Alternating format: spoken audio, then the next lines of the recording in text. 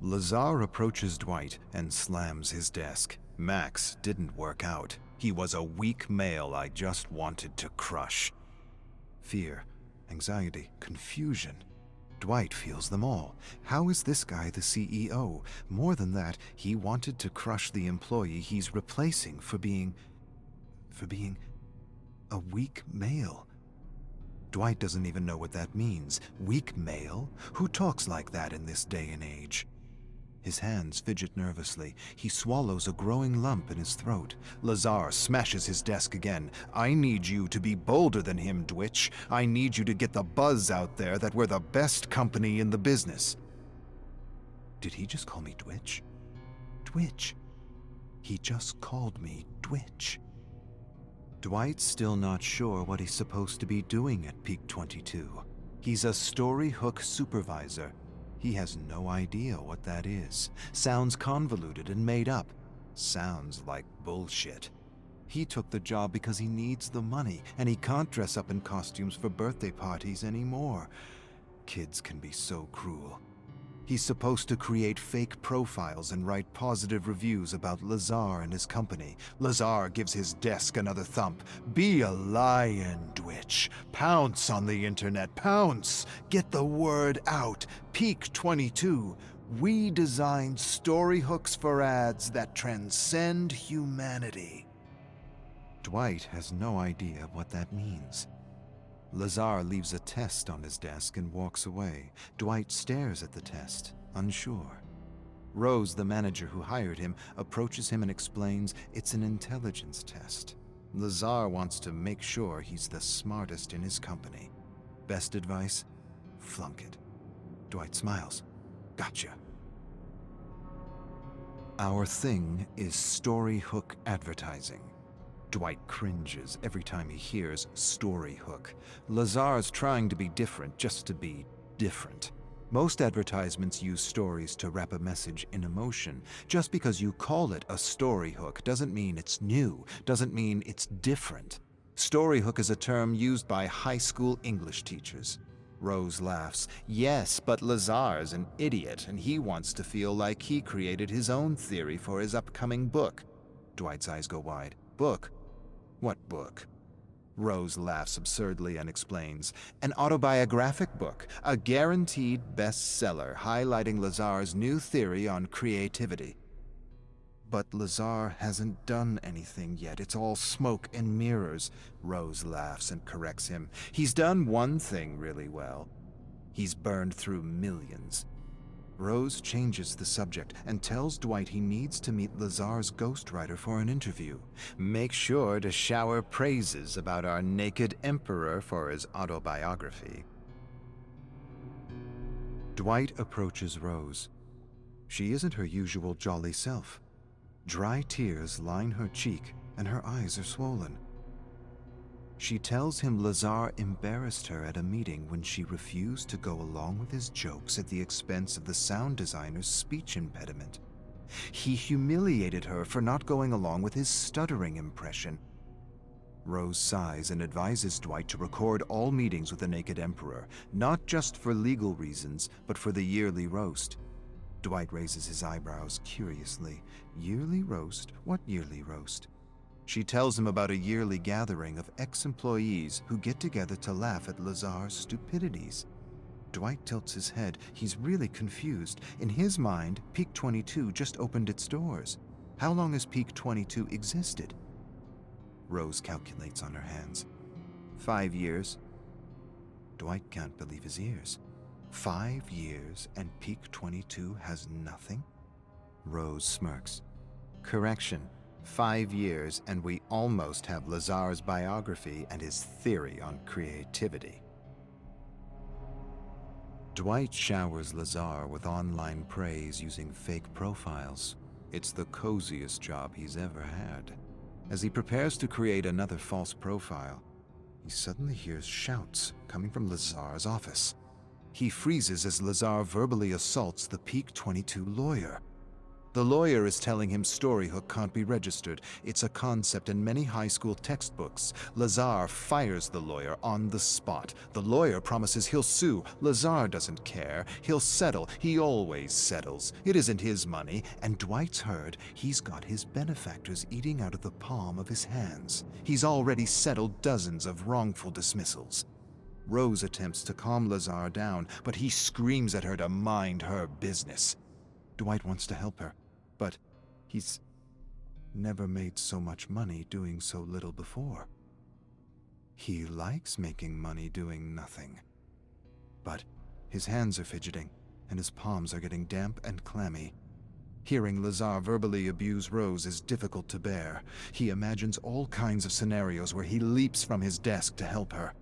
Nervousness fills his bladder, and he leaps from his chair and rushes to the bathroom. The Brilliant Mind, Inc. Lazar announces the title of his autobiography to the entire office. It feels like a joke, a bad joke, but it's not, and the studio is trying not to laugh at the naked emperor. Lazar hasn't done anything in the 5 years since he convinced a bunch of millionaires in his Storyhook revolution. He doesn't even have one successful advertising campaign. They had a few clients in the beginning, but Lazar wanted to write and direct the commercials himself and made a mess of everything. Dwight suppresses a laugh. Rose claps when Lazar concludes his presentation. Amazing, paradigm-changing. How gracious of you to share the secrets of your success with the world. Everyone gets her sarcasm except Lazar. That's the thing about narcissists. They believe their own press release. Lazar turns his attention to Dwight. Dwitch, what do you think? Dwight suddenly feels the blood drain from his face. He echoes Rose. Amazing, paradigm-changing. How gracious of you to share the secrets of your success with the world. Lazar smiles. It's not about ego, Dwitch. It's about community and selflessness. Lazar screams at Rose because she can't find a publisher for The Brilliant Mind, Inc. Peak 22 has done nothing, and creating campaigns with a Storyhook isn't really paradigm-changing. The publishers think he's an idiot. Why is he saying Storyhook when he means story? Ads with a story with a Storyhook? Rose calms Lazar down. She suggests that they should self-publish. The idea silences Lazar. You're right. You're absolutely right. The publishing world isn't ready for my visionary ideas. Dwight sighs and finds it harder and harder to listen to his bullshit. Peak 22 is going nowhere fast. The company is having a hard time finding clients and recruiting with all the rumors of abuse. Lazar announces he has a solution for recruitment. He'll write a Storyhook recruitment campaign to attract the best employees. Hundreds will apply, thousands. Dwight doesn't understand. For what? Dwight still isn't sure if Peak 22 does anything other than enable a narcissist to do whatever he wants to whomever he wants. Lazar is spreading rumors about Rose. Dwight consoles her, but she's inconsolable. She says it's a pattern, his pattern. He discredits, destroys, and demolishes an employee before he fires them. He spreads the rumor he later uses to fire the person. Dwight says she's exaggerating. Rose shakes her head. Lazar's in trouble. He just spent more money on a 1-minute ad campaign for Peak 22 than a Hollywood blockbuster, and his investors want answers. He needs a fall girl. Someone to blame for the mismanagement of company funds. Dwight doesn't understand. She explains that Lazar's already left a trail of blood in his wake. The last 3 women in her position were all promoted and fired for Lazar's excesses and stupidities. Lazar has an upcoming meeting with his investors. She will be this year's patsy. Dwight gives her a skeptical look. She shakes her head. You'll see. He spends the money. A woman takes the fall. That's Lazar's idea of equal opportunity. Dwight stares in disbelief as Lazar asks Rose to present the advantages of Storyhook advertising at an all-hands meeting. He interrupts her on every slide in front of everyone, then cancels the meeting. He acts as though it's the first time he's seen Rose's deck. He announces Rose has no idea what a story hook is. Everyone leaves the cafeteria feeling bad for her, grumbling that no one knows what he means by story hook or how stupid he is for using a contrived term that just means story. Dwight doesn't understand because she validated every slide in her deck with Lazar. He heard them agree. Before Dwight can talk to her, she is fired and escorted out of Peak 22.